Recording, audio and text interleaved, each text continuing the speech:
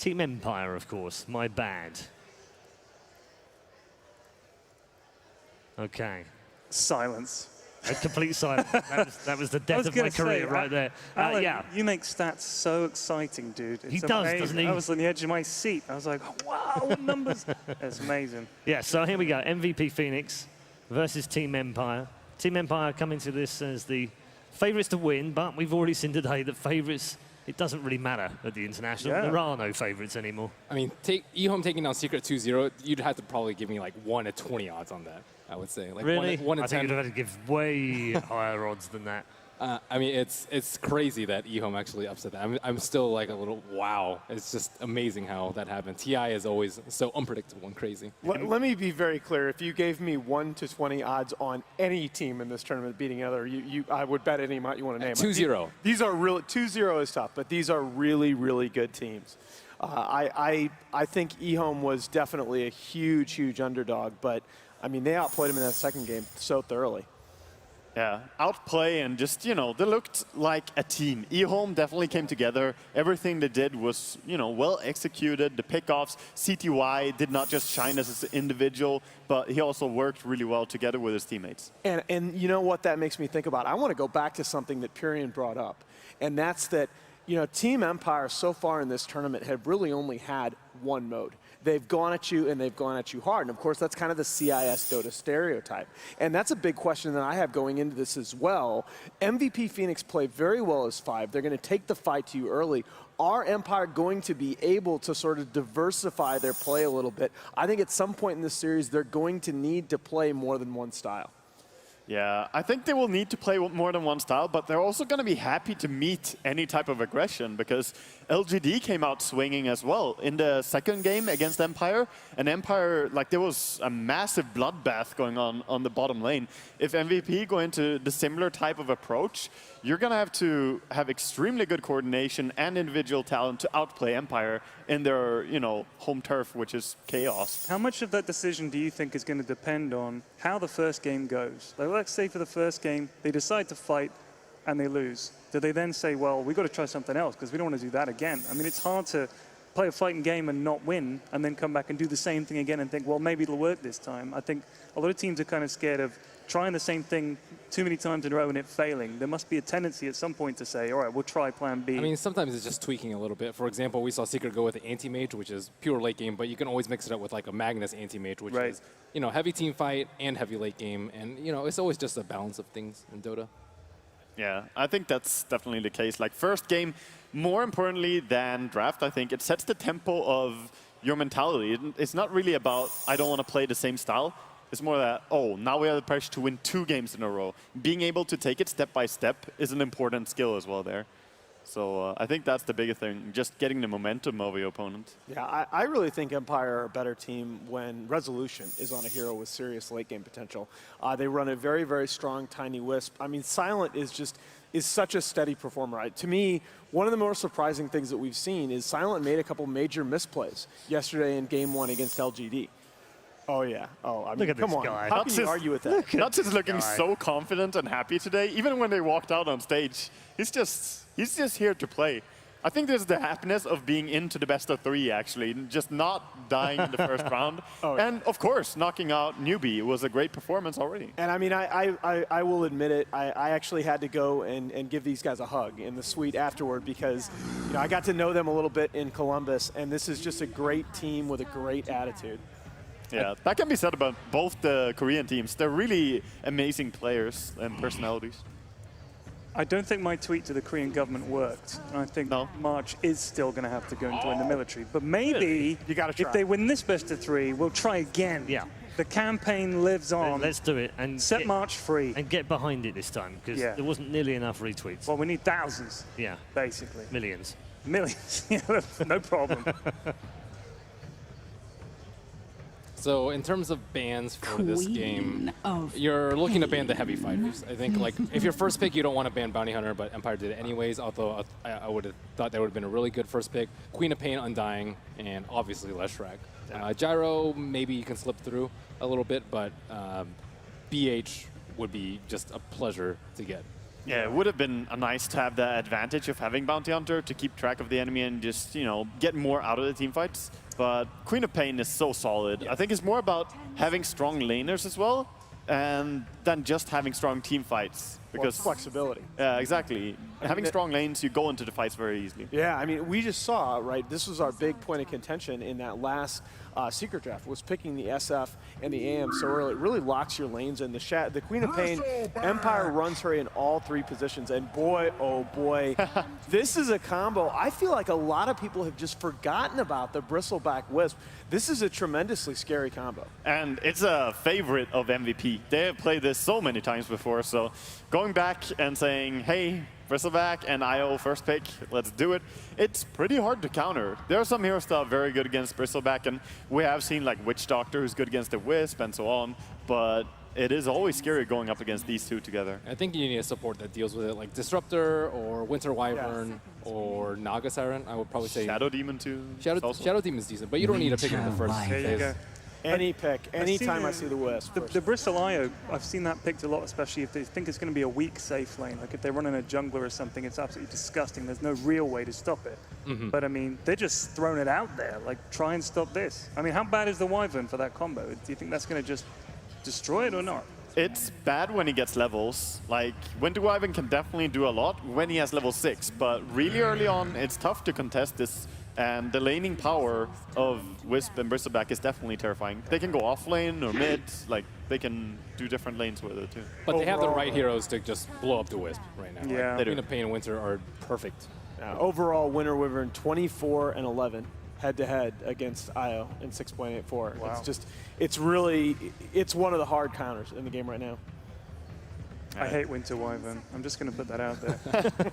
Not my jam. I'm glad, Ted, you're with me there. That's amazing. I think most core players hate Winter Wyvern as well. It's a frustrating hero. I would like to see Timbersaw picked up a little bit more versus this. We saw Timbersaw picked up, but it wasn't the best game for it. I think Vici also picked it up once, but that was versus a Huskar. I think versus IO, Bristleback, it can just decimate these two. Definitely. It's a strong counter to that, removing all the strength. And even Wisp, being that annoying support, he is still strength hero. Some people forget that, thinking he's anything else. So Timbersaw does deal tremendous damage with the Q against him. Other solutions that we've seen is like Axe to get him to face towards your team, LC by the same token. On top of that, yeah, just if you deal with a Wisp, it becomes significantly easier. Right. Was that the complexity game where they had the Timbersaw? I felt that was the only reason they were in that game. Oh, yeah. Like, he just kept them in it. I was like, okay, if it wasn't for this Timber, this game would have been over 25 minutes ago. So, yeah. But Empire usually plays like initiator heroes on their offlane. Like Tusk, I think, has been overlooked in this. But he's, usually an Earthshaker, Axe, tanking. Really surprised to see Tusk make it into the second phase against Empire. This was really the team that brought Tusk back into the meta. Now it's usually Aloha Dance that'll be on that hero, but yeah, I mean Yoki can play anything. Yeah, Yoki can play anything, but as you said, for them it actually suits a lot to have it on the support. Yoki, he likes having the AoE initiators a little bit more than a crazy initiator like Tusk who just rolls in. So since none of them, or I guess Shaker is banned, but all the others are still available. Magnus is there, Axe is there, Shaker being removed. Sanking. Yeah, exactly. Sanking is there. There are plenty of options for him. We saw them run Magnus a couple of times in that series against LGD, and I think all of us on the panel were a little bit critical of he held on to his RPs a little bit too much in those games. A player of his caliber, I think is going to fix those mistakes if he gets another chance. For sure, for sure. I watched those games as well, and it was really close, so it was tough. Always the difficult choice to go for the solo RP or try for the bigger, Is patience really a virtue when you play Magnus? So we talked poorly about Lion, I think, in a lot of the scenarios in the prior games, but Lion, I think, is a pretty good hero here. Good magic burst against Winter Wyvern, good control versus Queen of Pain, and more importantly, good setup if you want to relocate on a hero with the Hex. Very reliable. Yeah, it's a nice hero to get. I'm starting to get worried for MVP in the same way. I think back to the C9 games where they got their Wisp. It felt like they got baited into the Wisp pick because there are so good counters now. Queen with the damage, Winter Wyvern, who, of course, benefits so much from people stacking up, same as Witch Doctor. So this is going to be very tough for Wisp to stack. And there we go. Best hero in the game picked. Easy. Well, Witch Doctor. Yeah, I agree, Wagger. Yes, totally Witch Doctor. I love that hero, dude. I think TA's had like a really high win rate. Yeah, she's 10 and 6, I believe. I really like this combination. We talked about the Lion, and now with the TA, that gives you, we talk about the Bristle Wisp primarily. That's going to be your core going into that mid to late game. But in Lion and TA, you've got 2 more heroes that can just relocate and blow somebody up. Yeah, we saw that in I can't remember which game it was. The TA just crit down the entire enemy team. It was absolutely RTZ. disgusting. Yeah. Yeah, RTZ had a very, very nice TA game, and another team that has played it extremely well is CDEC with Shiki, Yes. who has performed really well on that hero as well. So some teams to look out for, but can be interesting to see MVP run it here as well. Empire really likes damage right now. They have good control, I think, with Witch Doctor and Winter Wyvern, but no way to kill a Bristleback, no way to knock refraction charges off the Templar Assassin easily, I guess, aside from Winter's Curse. And yeah, I don't really know how they're going to get past this Bristleback front line at the moment. I mean, they did pick 2 supports already, though. They're going to add a carry and an offlaner, so you can always look for that to stack in some damage. I would still be happy to see the Timbersaw that we mentioned in this game, because there's only Lion for disables. The rest of them really can't deal with a Timbersaw. And it's most likely going to be a dual lane in the safe lane because of the Wisp. Yeah.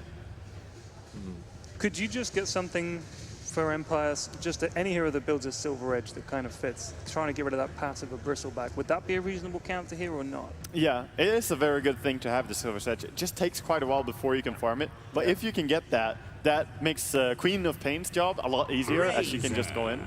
Okay. And, okay, maybe not through the Razor, but still a very good counter, as you can steal the damage, and of course your ulti is super good. Yeah, I mean, more than likely, the silent safe lane hero here on the Razor, probably looking for that matchup, as you said, through the Bristleback. I mean, that's just one, Bristleback's a hero that needs to be in a fight, need to be in the mix over time. And of course, if he gets that link on him, it forces him to either back or really try to fight with very reduced damage output. So at the end of this fight, it could just be Razor and Bristleback toe-to-toe. Everybody else is dead. It definitely could be. And likewise, Razor is also a pretty good hero to steal damage from Templar Assassins. So they have started to build in some damage into their lineup, Merlini. But do you think what do you think they lack as a last pick here for Yoku? I still think they lack a little bit of damage. Razor is generally built as a super frontline tank with Max Shivas and AC for plus 40 armor. And I think that's really good versus MVP Phoenix's lineup because they don't actually have that much magic damage right now.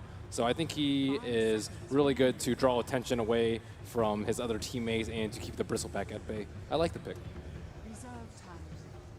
But yeah, I think they like damage. Yeah. Well, they still have one more hero to ban out as well before that. MVP Phoenix looking pretty complete in their setup right now. Do you have enough control here, I'm wondering, to put Yoki on the Queen of Pain off lane and draft a primary damage dealer mid? It is a possibility. I always like to see when Resolution plays the Queen of Pain himself, but they could always go into that option. Oh, Brute was still available. That is curious that I didn't notice she actually was all the way in the 5th ban. Huh. Could have been a great pick actually for MVP during the second phase. But yeah, sorry, to go back to your question, I think that would make it for a little bit safer lanes, but having Razor, they could also just dominate 2 lanes with that. Wow, that damage though. Yeah. I mean, it's just the burst damage output. Literally, obviously the Bristle Wisp we talked about, but these are 3 heroes that can just relocate and instantly blow somebody up. Yeah, and the Cold Embrace is not going to save you that much anymore. Sure, it saves you from TA and Bristleback to a point, but now Lion and Lina in the mix, they will happily take your, hold position spell so that Lina can just nuke. Yeah, and it's worth noting that it's actually been the most common Queen of Pain player for Empire has actually been Silent recently. They've mostly run it safe lane. Yeah, safe lane Queen has been very popular during all of TI5, actually.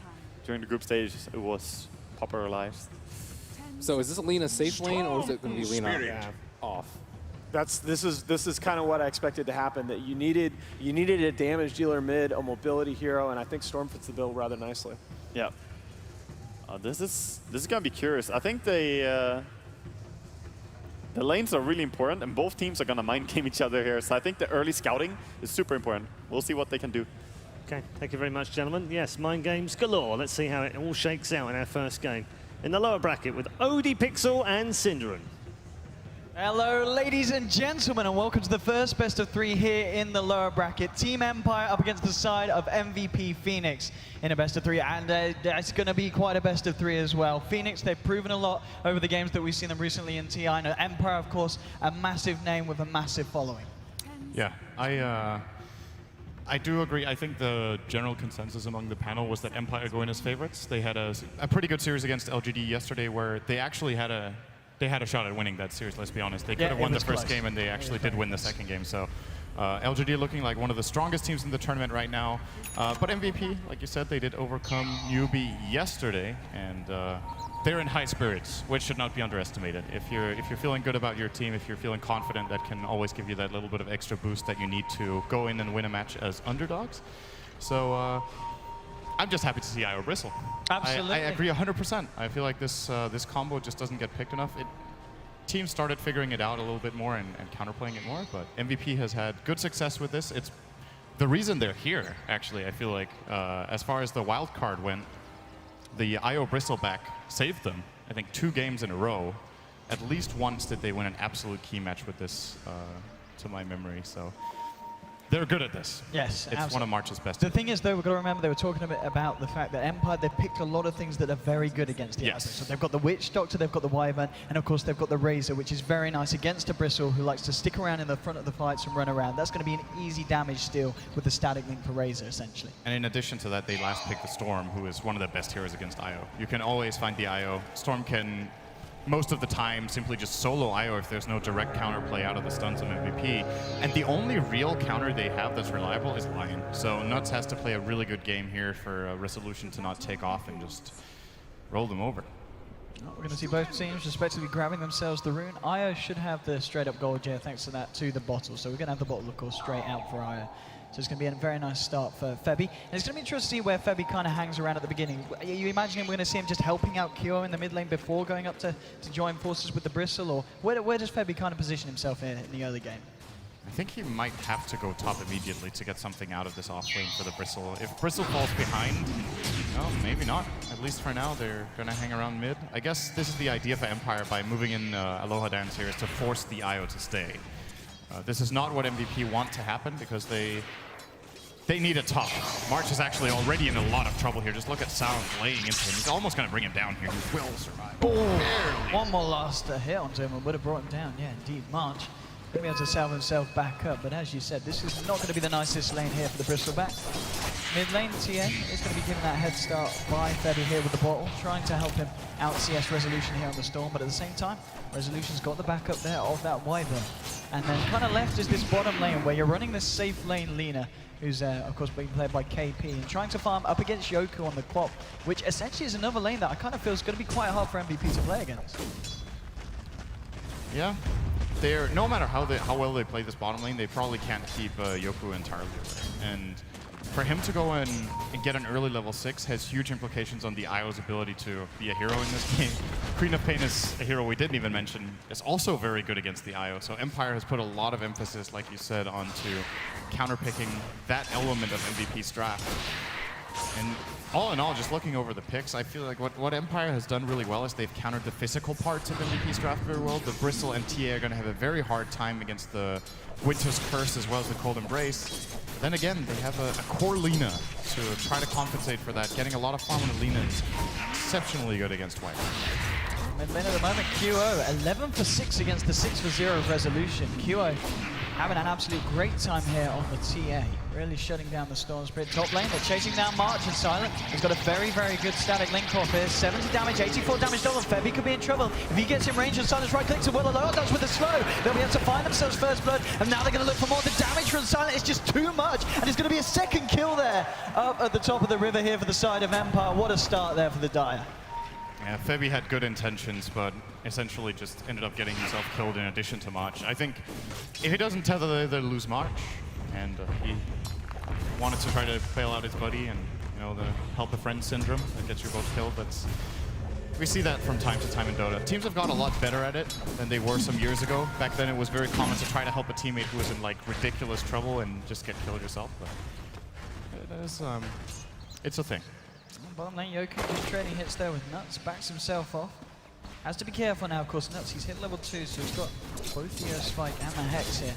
Combo with KP spells, they'll be able to do a good job at trying to burst down that pain. Back towards the middle, low odds coming to help out Resolution, and Resolution really does need help. I mean, 20 to 11 against 11 for 0. I mean, the Storm, he's got quite a way to catch up with the TA.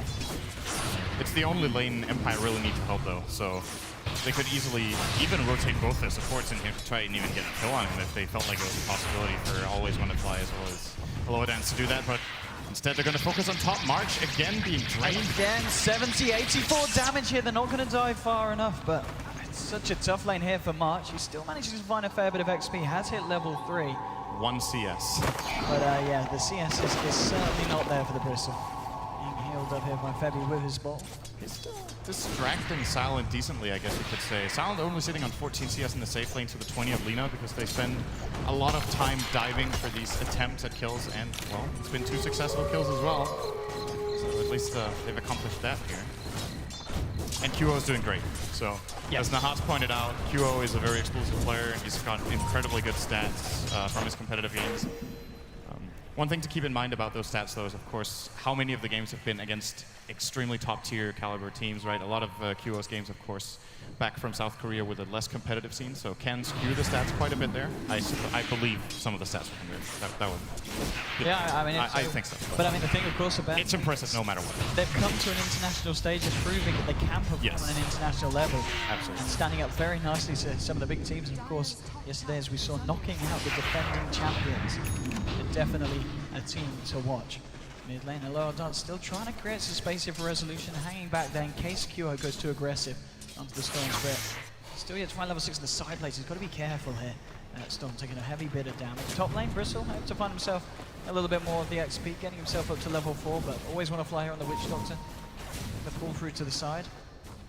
Mid lane as well. A little bit of a wraparound here from Mark Febby. Maybe see if you can tether up to look for something. They've got the slow here with the trap. Oh, this they're going to try and dive. dive for this. They've got to be careful though, because the Low Odds of Resolution are ready to try and turn around QO. He's got this double damage rune. He has got refraction in a second. He's going to go back in with it. There's your refraction. Moving back in with the boosted damage. Trying to see if he can find anything, but he can't quite. Gets the slow onto Resolution, but not quite able to dive deep enough for these two. But still putting a heavy amount of... Oh, look at these. Oh! Maybe seeing if he could get a cheeky side blade there, but it's not going to happen. Low Dance played that exceptionally well on the Winter Wyvern. It looked like Resolution was in a lot of trouble with the slows, the double Splinter Blast he got out, and I think he also used the Arctic Burn in that situation. Very well done to keep his buddy safe. Now he needs to be careful. Right, look at this round for Nuts. He is hanging around on incredibly low health. Gets hexed up. QO comes in with a finishing blow. Now the TP from the Witch Doctor. Is this going to work out for the side? They did find the Lion here in return, so it's a 1-for-1. QO is going to be able to get himself out. But obviously favoring the side of MP, the fact that they get a kill under the belt of TA. And he gets a very key item here. These phase boots are going to help him a lot. The last attempt they had on Resolution would have been successful if he had the phase. Now, of course, Resolution is going to hit level 6, but it's still just a way for him to force Resolution to use mana, to chase down other kills, and in general have more of a presence in fights. And they're putting so much pressure on the mid lane Empire with 3 heroes hanging around. They realize that QO is going to become a big, big issue. Know that something needs to be done about it. 39 for 18 at the moment. 1 kill under his belt. The TA is going to definitely spiral out of control unless Empire can put a stop to it anytime soon. And there's just something annoying about playing lane against TA, you know? It's a very different kind of lane matchup because you need to be constantly aware of your micro, you can't really say micro position. You get the idea, right? How you're positioned relative to previous. Look at Resolution just being bullied out of lane by QO. It's a very frustrating matchup when you're behind because the TA will feel like she's on top of the world and just constantly just go for you, and that's what you want to avoid happens in this kind of lane. Resolution, he's flat out just being destroyed by QO. 45 to 22 against 23 and 3. Resolution can't even go to the creeps right now. He's got to be so careful here in this mid lane. And as we saw as the camera's flicking around, we've got a lot of stacks being created. Ancient stacks here on the side of the Radiant, and big stacks coming out in both teams' jungles. So we'll see when Low-Dance found the stack. He's going to walk over a trap now, though. Oh, Resolution getting caught out by the round for Nuts. And QO here with the slow to Low Dance. He's got the Arctic Burn. Will be able to fly himself up to the high ground. Turns around for a bit of a slow. Top lane silent. Trying to move in onto March, dealing again a large amount of damage, 105 this time. making it very hard for March to find anything. He has now got 16 CS on the bristleback, so he's found a little bit of space to find something. It's not all that bad for him, actually. I'm surprised he's finding this. Of course, you can always try to farm with Coil Spray, but when Razor is sapped 60 damage from you or more, you can easily outlast hit your Coil Spray stacks as well on the creeps. So March is getting his. Now, the hero I'm keeping my eyes on right now is the Queen of Pain, because I think Yoku with some good rotations can have a really major impact in this game, as mentioned earlier, and he's definitely found the levels. The offlane for Empire has just flat out gone way better than that for the Radiant, and this is where they need to give their mid lane a comeback via their offlane this time, which is, you know, most of the time kind of unusual, I would say. But when you have a level 7 Queen of Pain minute 8 in your offlane, you know she's going to be doing stuff. I'm actually going to let March try and take away some of this stack here with the Quill Sprays being tethered up here by Febby. It's going to be okay. Look at QO he's harassing both of them at once. You see, breaching onto level 9 now with that meld hit as well. The low hard dart's getting dangerously low. Resolution actually zipping in here. They're teasing QO. They might even try and go for it, and they're going to get it with a wraparound from Yoku. There's your offlane rotation you're talking about with a Sonic Wave onto 2. Double kill for Empire. Yeah, they got exactly what they wanted. They wanted QO to try to commit a little bit too far up. They already have the sentry placed in the middle of the river, so Meld did not save him from the aggression. He ends up paying here, and there's kind of no trade-off. Maybe a little bit. KP is doing some pretty good damage on the bottom tower with his Lina. Going for treads into Yules, as it would look right now. And I'm very curious about which direction they take this Lina in. I think a lot of the times when we see Lina as being played in the safe lane, I feel like teams forget about the ability to make this hero into an actual right-clicker late game with Fiery Soul, which is absolutely ridiculous for attack speed. But in this game, they already have it covered. So I think he needs to go for a utility caster build. I would like to see the Yules being Yules into maybe straight Ags, perhaps a Blink along the way, and then maybe a refresher. Talking about the really Lina. hard burst. They're smoking in on her 3 of them. They've got the Winter's Curse available if they need it. They're just going to zip straight forward onto KP here. Yoku comes in as well. Makes short work there of the Lina here on the bottom lane and putting Yoku now on a killing spree on this quap. This is certainly looking good for Empire in that sense. QO trying to use the space here to get some pressure onto the mid. Still sitting at the top of the net worth here on the TA. Coming up to 1900 gold. Has yet to build into his first item. Getting the slow here onto Always Wanna Fly, but he's just going to drop the death ward, and with the bounces, actually bouncing towards QO. Silent coming in as well. Does get stood up, and QO only just living here through that one. Does get the refraction out to avoid the Maledict damage. Mid lane, Nuts is going to fall though. And now Silent, he's looking for more. Stealing the damage of QO. QO, can he quite find it? The bounces, the cask, and now the plasma field. QO's down. The resolution coming in, that fight Febby as well. Double kill for Silent. Empire coming out on top every time here. 11 minutes in, 9 for 2. Always Wanna Fly just played that perfectly. The setup he finds first off with the Death Ward, forcing the TA out, just putting TA in a position where she has to get the help from Io, and then once they tandem together up in the jungle, he also gets an incredible cask. That was beautiful to watch for him. Always Wanna Fly in that situation. Very well done. Seeing at the top lane, Febby tearing up with March. Still yet to hit level 6 here on the IO, halfway through 5.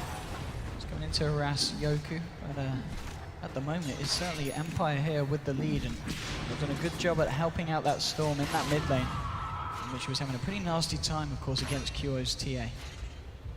But we'll see what they're able to do. Obviously, the fact that Bristleback cleared up that Ancient stack here for the team, it's put him in a pretty good place now. Level 8 on top of the treads, coming up to... But in fact, he's just purchased, what's he going for? So he's picking up the chainmail here, so we'll see how he decides to progress with his build. But, I mean, what's the play now for MVP? Do they need to just be a little bit more careful in their engagements? Are we going to see them go very aggressive as soon as the relocate comes online and look for pickoffs? I think they want March to get his mech and then look for fights. It's really crucial whenever you have a Wisp on your team that you get that mech. It's just so much heal for March himself. QO will, around the same timing, probably also have the Desolator. So those two abilities or items can be combined up nicely as Aloha Dance is super dead. Gets caught. Good Radiant Observer Ward finding him out there. Hex from Nuts. And follow up from KP. They're going to find KP indeed with Resolution zipping in. They'll take the Lina kill. Empire finding something in return. QO Contemplating where it's going. He's actually going to go for Always Wanna Fly here, and Witch Doctor on his own isn't going to be able to do anything. Double kill here for QO, and now Resolution, Silent, and Yoku moving in. They do have a Sonic Wave available here on the quad. He's going to go up to the high ground here, get the slow onto Nuts. Resolution moving forward now to the high ground, trying to do what they can to control him. We'll get the slow onto Nuts. Nuts is going to go down. QO will be able to get himself away there with the haste rune. But again, Empire finding both the Lina and the Lion. Just losing the Witch Doctor there. Top lane Silence coming back into farm, which is going to scare March right back. And Nuts panicking a little bit there with the Earth Spike. On the other hand, if it lands on Resolution, maybe they can kill him with Earth Spike, Finger, and a Meld attack. But at the same time, if he had held on to that and played it a little more defensively, maybe Empire overextend, then take the Earth Spike and they can play. QO is actually not going Deso first. He went for the Blink. So probably looking to put on the aggression onto Wyvern really early on with this. Just jump in, force Cold Embrace, and take it from there. Or maybe even better, finding Witch Doctor when he's not together with the Wyvern. We saw him 3-shotting him in the river. Yes. So should be very, very easy for him to bring down Keeper. Try and go in potentially here. Silent does have the mech complete, so Empire in a very good place to fight. They want to go past the tower. He has got backup as well, but at the same time, MVP, they're moving in smoked. And of course, with that blink from QO, should be able to try and catch Empire off guard, but Silent's going to be relatively tanky. Is he going to be tanky enough? That's the question. Jumping straight in. They're looking for Silent. That bursts him down. Doesn't get the chance to use the mech here. Fantastic initiation there from Phoenix. But now the Death Ward onto QO. QO, he's got to kill the Witch Doctor. No! The Witch Doctor kills him! The Witch Doctor find the IO as well. Aloha does Cold Embracing himself up. March is going to be able to find the kill with the help of the stun from KP. And it's going to end a 3 for 3. Or maybe more. Resolution. He's not done yet. Moving forward onto KP. KP trying to juke it out. But Yoku's there with the double kill. March trying to do what he can with the quill spray. This will be a buyback. I am actually coming here, trying to help out March in this fight. Can he turn this one around? Resolution's still got mana to zip away. There was, oh, he got it, he got it. I got the Queen of Pain. He got it, he got a mega kill streak. The buyback from Febby there with the Spirits doing it for the team. What an IO buyback. He got like no gold out of it though because he just bought back. But yeah, killing the worth it every time though, sure. It's a 714 gold game, but that is not the case.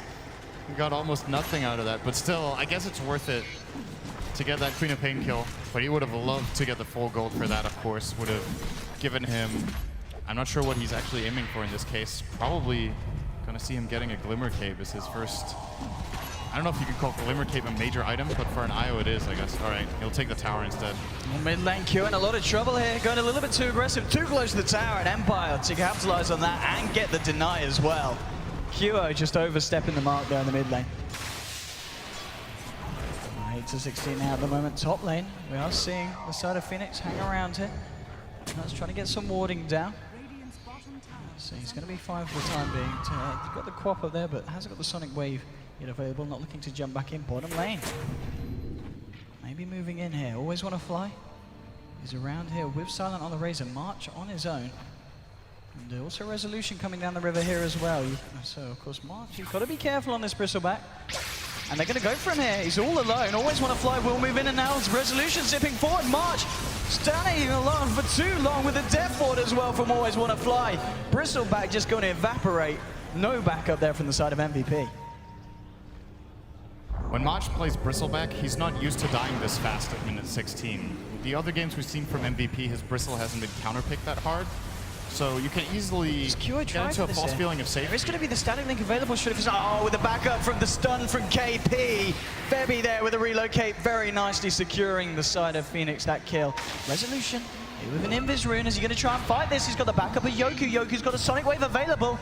QO and KP sticking around, and Resolution's going to go straight for KP. Look at the leader, but the KP will get the stun. Now the terror from Febby. KP's going to lift the Laguna Blade. He turns it around, takes down the Storm. Now with the stun from Naz, the Light Striker Ray. KP finding himself another with the team there. And fantastic performance from Phoenix there in their own jungle.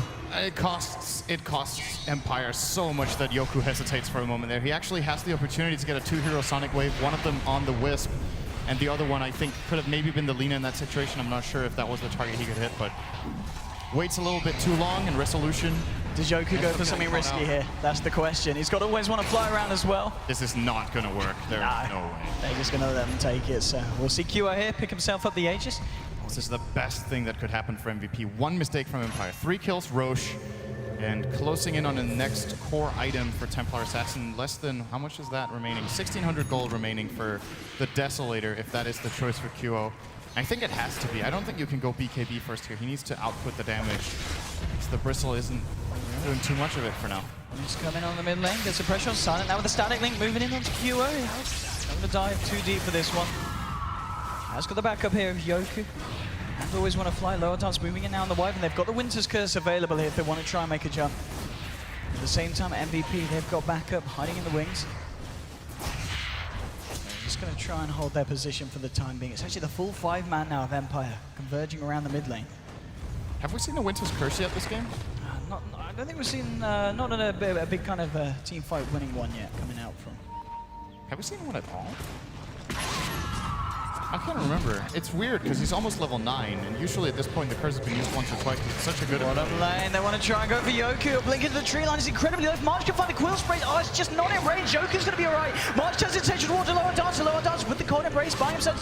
Yoku with the Sonic Wave trying to get Femi. Now a resolution going in to finish it off, but Femi, he's trying to it's not going to be enough. He will go down. March unable to save him there with the mech, but Q is the one trying to clean up here. Diving deep, looking for always want to fly in the tree line. Will he find it? The urn. It was enough heals, but now the trap giving a vision. The cast holding Kyo back. The Witch Doctor's going to escape for the time. One more hit will finish him off. Kyo finally finding the kill. Now Yoku, what's he going to be able to do here? He's going to hold the TA in place here with the Yules. He's got to blink away. Can't stick around this QO TA, who now to the back of that fight, coming up to the amount of gold needed for that second Mithril Hammer. And this TA is getting out of control, Sim. We just saw the first Winter's Curse of the game, and it was he used it way too late. Io and Bristleback just got away from each other, so it dealt 0 damage, just held Io in place, and Bristle was zoning them out anyway, so kind of a 0 impact one there. And it's pretty unfortunate here for Empire as MVP again capitalized a little bit on the situation. I think they got a 3-for-2 exchange all in all there. I do believe maybe it was a 2-for-1. That's a completed 3-for-2, I think. Completed 19.5 minutes in Deso Blink. This is how fast it can suddenly go when you take a couple of bad fights and the enemy team gets Roche. QO is starting to get really big. With this Deso, I think he can two-shot the Witch Doctor, who does not have a Ghost Scepter, isn't even remotely close. Same goes for the Wyvern, who has to have really quick reactions on the Cold Embrace. And even if he does, as we talked about, there's both a Lina and a Lion with those very scary lasers. The resolution just continuing to try and find some farm here in the jungle, trying to finish off his Bloodstone. That's the point boost to 1700 gold on top of that in the Soul Ring. We've still got to remember the Silence farm here, of course, on this Razor, looking very good. He's only 400 behind the TA. They're actually going to smoke up here now, the side of Empire. Can they get a jump onto Phoenix? Moving towards the Ancients. Febi's actually going to dispel the smoke on Silent, and Resolution's just going to go straight in for the Io, but they're going to be able to keep him alive here, holding them back, and they might even turn this one around. MVP. Death Ward has been dropped, but it's KP from the lookout. The Laguna Blade onto Silent. Silent's seen a lot of damage. The Death Ward from Always Want to Fly. It's not quite enough. Bristleback still finally goes down here, but he got himself a double kill before falling. 4 heroes dropping on the side of Empire, and that was a smoke gone wrong. MVP are in such a good position on the high ground. It's like the best place right now for Lion to fight. And KP gets a really good angle there with the Lina as well. Oh, we're going for real. He's going back to base here. He's just refilling his bottle. Surprised he didn't bring a friend. He could have refilled all of Lina's health and mana as well there. Well, regardless, fight 1 for MVP. Look at the graph now as well, a massive breakaway, heading towards a 7,500 advantage straight off the back of that fight here for MVP. This could just be a day of upsets. I mean, we just saw eHome taking Secret 2-0 in that series. I felt like eHome had going into the series, I felt like people were favoring Secret too much, but I thought eHome had a good shot at least winning one game. But for them to 2-0 in the fashion they did, I think very few people would have imagined. And now, MVP going in as underdogs against Empire. They've got a pretty good grip on this game right now. It looked like Empire had them counterpicked the corner pretty well, and that the early game was going their way, but a couple of bad decisions is putting MVP in the driver's seat all of a sudden. QO, he got the Desolate, when was it, 2 minutes ago? Yeah, 19.5 minutes in. So in the last 2 minutes, he's had a GPM of like 950. It's pretty good. Just going to hide here in the jungle. Aloha Dance needs to be careful how close he comes to the side of MVP Phoenix. QO. They do have these Radiant Wards all around, so he sees the Wyvern here. Is he going to make a jump for it as of yet? He's actually moving in now. Just going to take the camp here. No one's going to make a jump as of yet. Always Want to Fly, he's looking for the D ward. It might be his last one as QO is going to try and move in here with the slow, with the trap. The cast coming out, isn't going to bounce. They're able to create enough space between the two of them. Always Want to Fly is going to be cold, embraced up, and now Silent moving in here with the static. Link getting a fair bit off of QO. Is already over the hundreds. They've got to be careful fighting into this one. MVP, they just need to get themselves the hell out of there. Silent with 168 stolen damage. And MVP will just disengage for the time being. I think did QO miss his first meld strike, or did he just not get it off? Because he had it on cooldown, I think, when he wanted to use it, and then the perfectly timed cold embrace here from Aloha Dance saves the day for the Witch Doctor. Either way. I mean, the fact that even though Empire didn't find a fight, they were forced back. MVP finding space here to find this tier 2 on the top lane. Seeing a bit of a split push coming out from Resolution on the Storm on the bottom lane. Tier 2 on the top will go down. Resolution just trying to work that wave in towards a tier 2 of his own. And he's, I think that's, yeah, the completed Bloodstone now finished on the Storm. 23 is very slow for Resolution standards. And it's even with 4, 2, and 10, right? You look at his kill death score and you feel like, okay, this is actually pretty decent. He could have it at sub 20 with that, but not in this case. His CS is simply too low. 88 CS at minute 23 in that mid lane. Generally on Stone Spirit at this point in time, you want to at least have cracked the 100 and preferably a little bit more, but MVP has forced them to fight a lot, and in addition to that, he just had a poor laning stage.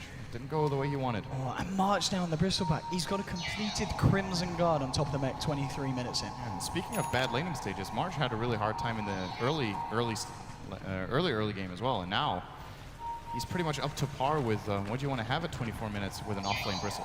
Maybe even a little bit ahead of it. Farm's looking very good for Phoenix. Resolution is going to get scouted out here, but I think with the lockdown in the neighborhood, March is starting to get this lane pushed in. At the same time, they're looking towards the bottom as well, Phoenix. Getting that lane pushed in as well, see if they can find this final tier 2 from the side of Empire. This time, I mean, it's going to be very hard for Empire to try and jump in on this one, especially March with those items that he's got here to benefit the team in a team fight situation. They have to find a good Winter Curse. It's been the key ability that's been lacking in this game so far for them. They haven't really been able to find the angles, but now with a Glimmer Cave, it's a lot more possible for Aloha Dance either to sneak in and do it, or at least to get a Cold Embrace into Glimmer Cave onto a friendly target that gets opened up. Moving in now. Give the tower up for free. Okay, bottom lane. Nuts, he's going to blink in on this one, and now with the relocate, they're going to be able to control Resolution, bringing in Cure with the damage! Blowing up the Storm Spirit. Not a chance in hell for him there. This is a very classic ganking pattern you try to apply when you're playing against one split pushing hero, is that you push a tower with 4 or 5 heroes together in the lane, and it gives the enemy split pushing hero a false feeling of safety, because he'll still be seeing the heroes in the bot lane as Lion jumps on him, relocate, easy kill. Of course, it's easier with Wisp than it is with TP scrolls, but the concept is the same here, and MVP showing good understanding of how to find. I want to fight. Goku going in with the setup with the Yules, looking for the IO there, trying to force him away from March. Febi's going to look for the straight up TP, and he's going to make it as well. Febi's out of this fight. There's going to be March, they're trying to chase down, they look for the Splinter Blast to connect. It won't do so. So he's going to be A-OK, and Empire unable to find anything with that aggression. And meanwhile, Kyo is just farming. He is actually, so if you remember the game you probably do, it was 30 minutes ago. Remember the game of eHome versus Secret, the second game? The TA of CTY got ridiculously farmed. I think that was a minute 27 Daedalus he grabbed. We're looking at a similar timing here for QO. His net worth, he's just way ahead right now at minute 26. Only 350 gold to go. Very, very rich. This is certainly going to be an issue for the side of Empire. I mean, they have got a lower dance, of course, with the Wyvern, with the Cold Embrace to help out against the TA in these fights, but it's just a question of whether it's going to be enough when it comes to a full 5-on-5. Roshan's going to be back up in 10 seconds. And of course, well, MVP's lineup are going to be able to take it so quickly if they get their hands on it. Especially with the amount of damage and items that QO has now got in this TA. He's going to go for a Bloodstone. We're seeing this build more and more popular in this tournament. It's kind of, I don't want to say it's become the standard for safe lane lead-ins, but it's definitely been picked up on a couple of occasions. Yules into Bloodstone. Resolution is going to find the courier here, but the Daedalus was delivered just in time. They managed to get the Daedalus to QO, and now the relocate forward. Oh, Witch Doctor! He's going to need another Doctor. That was brutal. And out the back of they're just going to go for Roshan. And I don't know if Empire can do anything to contest this with a hero down. I don't know if they'll be able to do anything with a full line. That's just the amount of power that QO's got behind him now. And they even have an IO to back him up. That's the crazy thing. They picked IO Bristle, but something I really like to see is when teams pick IO, sometimes you can combine it so that it has 2 good partners, maybe even 3 in the draft. Templar Assassin with Overcharge is ridiculous at pushing towers, so they don't necessarily have to pair it with March all the time, since March can hold his own with a Crimson Guard, Plate Mail, and Mech. And they can just overcharge QO, and he can get the job done really, really quickly with that attack speed, and of course the tankiness. Here we go, up to the high ground right now. What can Empire do to stop this one? The tier 3, going incredibly fast here. Silent moving forward, we've always want to fly. They've got all their ults available. Going to blink back here. Static Link's going to be down, and this is going to be a good opportunity for QO to just go back in, starting to hit away. Use onto Razor. He's going to set up the light strike array, but it's now Empire moving forward. On the side, he got caught. Oh, only just getting himself back up to the high ground here, and off the back of that, MVP might be ready to go. They know that the storm's down. He's had to go back to the fountain. But QO a little bit too low. Okay, they're going to keep QO safe. They don't want to waste the Aegis as of yet. Yeah, they blew the Finger of Death from Nuts there as well, so... They're going to take him back to base. Okay, bringing QO back. Yep. Themselves top back up for round 2. Also seemed like a little bit of miscommunication there as far as the Razor went. QO went for the meld attack, and at the exact same time he got Yuled by KP, so a little unfortunate there for MVP that they don't manage to combine their abilities perfectly. But they lost nothing either, so just keep playing it safe for a bit now. The top lane is starting to get some momentum here for Empire, and this is probably something they will want to address, but they don't have relocate to just take care of it, so they would have to go for an actual hard TP back to the top lane. I think they'll be content if they can find... Oh, Razor could be in trouble here. When there's March moving forward and Silent. He's got the cold embrace here. It's going to be fine for the time being. They're going to be thrown out. Now the Death Ward in a very nice position here, doing a fair with the Sonic Wave. Febby getting low, but they've already killed the Wyvern here at the side of MVP, and they're looking for more. Silent, he gets stunned up. March trying to move in. He's just 2 down. Taking Resolution's out of mana, and there's a damage for QO. And if he's trying to get himself in, we'll get it. Double kill for QO. 1, 2. He needs one more. That's going to do it. No, he needs the final one. He's got it. It's a triple kill for QO. Now Silent chasing down March. Will find the kill with the help of Yoku and Resolution. And it's in fact just QO that's left alive. Will be able to blink himself out. Resolution is not happy. He wants QO dead. He's going to be able to, well, it's going to be the Karina playing there with the Yules, holding QO in place. QO just trying to turn it. He's got the Aegis. Now they've got to kill him a second time here. They've got to be careful. QO is a bit of a glass cannon. He does a hell of a lot of damage here. He's just going to try and meld himself up. They haven't got detection. And QO, he's out. Blinks away. No! Oh, he tries to find Yoku as well. Won't quite get away with it. And Resolution trying to zip forward. He's only got a little bit of mana. Oh, you want to go? Oh my God! Now QO's going for more. He's looking for Silent. He's going to get it. What? Oh my God! Double kill for QO. This man, you can't kill him. You don't want to kill him because he'll turn around. He'll kill you. He'll kill your friends. He'll kill your family. My goodness, this man he's a maniac, and now he's going to go for the base. Fortification coming out for the side of Empire. He's just ready to go. Oh, Yoku, you know what happened like that? You've got to blink yourself away. He's fine, he's got refraction, he's good. No. Oh, Laguna Blade there, that's Step Wish. Okay, he's overstepped the mark this time. QO's going to go down. March on the front line. Febby actually doing a fair bit to a low hard dance. And KP with the stun onto Silent. Febby just helping KP get himself out. I think it's going to be a relocate back out. March is on his own now. And he's in a bit of trouble. He's going to need some kind of help. I don't think it's on its way. He's been left alone. Zipping in. They'll find the kill. And okay, they do kill QO. So they find a lot of things in return, but it's still QO. He's still about 4K ahead of the Queen of Pain.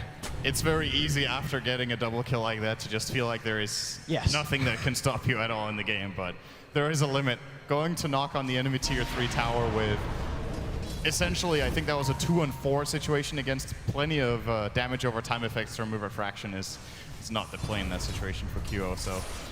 Resolution. A little bit too excited there. To be careful of Nuts with the blink here. He's going to go straight in here. There's a TP from the Lina. Caught in press. I don't know if that's going to help him. He's been Glimmer kept up as well. They've dropped a sentry. They've got the vision, but now he's just going to zip straight in. Resolution looking to pick off Febby here. Can he find the kill? No, Febby with the Glimmer cape. He's going to be okay. Resolution can't find that kill. Gets himself away. What's he found? He's found Nuts. Nuts, looking for the stun. Resolution actually out of mana here. Nuts should be able to chase this. He's got a blink in a couple of seconds. He's screwed. He's got no mana until Yoku is there. Yoku needs to do something to help him. Yoku picking up an Invis Room, bottling up as well. They've got a Sonic Wave. They should be able to do something if they want to try and fight. There's your Sonic Wave, bringing Nuts slow, but he gets tethered up by Febby. And KP and Nuts, they want to look for more. Moving into the dire jungle here. Relocate. They're going to relocate in for it's Nuts with the finger. It's the global finger. The low on Nuts getting low. He's got the cold embrace. He's going to be fine for the time being, but the Whites want to fly, getting picked up by QO, and now Low Hard Dance is going to go down as well. 2 heroes falling on the side of Empire, and I've got to say, the IO performance has been fantastic this match from Febby. I was about to say that was a really good play from Empire. The way they bailed out Resolution there was actually really good. Of course, the relocate will catch them on the way back as they thought they were safe. Now their barracks are under attack. I don't know if they can hold this. They have to buy back the Wyvern. They've got to get him back. At least to have a chance. Oh, Resolution, he's trying to do it with the Vortex, pulling him back. March leading forward here. He's harassing them back. He's 2 down, tanking the Bristleback. They've got to try and fight around him here. Oh, no one else. 1-2! Kieran finds the kill. He's going to look for silent. 1-2! It needs the third one. 4-4 maybe. There we go. He's got it. It's a double kill, and now he's going to move in for more. Resolution tries to get back with the stun. The Light Striker res a triple kill for QO on the TA. Now he'll go for the rags here with the back of his team. 3 heroes down on the side of Empire. None with buyback available. Yoku. Yeah, I was going to say you want to blink away from that one. They're going to look towards the tier 3 in the mid. And Empire just falling apart at this point. This could be the winning push from MVP. Or at least a very damaging one if they find a further set of racks. It's going to take pretty much a miracle at this point for Empire to be able to hold their base. They're going to lose. Oh, he's got it! He's got it! GG! Save it! Save the Witch Doctor's humility. Don't put him up against this anymore. It's over. MVP take game 1 in an incredible fashion, Sin. That was absolutely phenomenal. I personally feel like Empire had a really good draft against them. So they flat out just got outplayed. They lost their mid lane really hard, and MVP just, you know, this is what I was saying. They're playing like a team that has so much confidence. QO had, in some cases, had like too much confidence, but overall, just very, very solid aggressive play here from MVP. And Empire, they're 1 loss away from elimination at this point. Going into this tournament, I think a lot of people were expecting good results from them, so they have to pull it together here to get back in game number 2 and, of course, have a shot at game number 3. MVP, on the other hand, yeah, rightfully so. That's big cheer here for Phoenix after that performance. I could have said something there, but that was a better explanation from the audience. I pretty much summed up game 1 there and the audience reaction. I can't wait for game 2. Because, well, we'll see what Empire have to answer for that. I'm sure they're going to have something. I don't doubt them at all. But we're going to head over to the analysts to see what they have to say about QO and his team's stellar performance.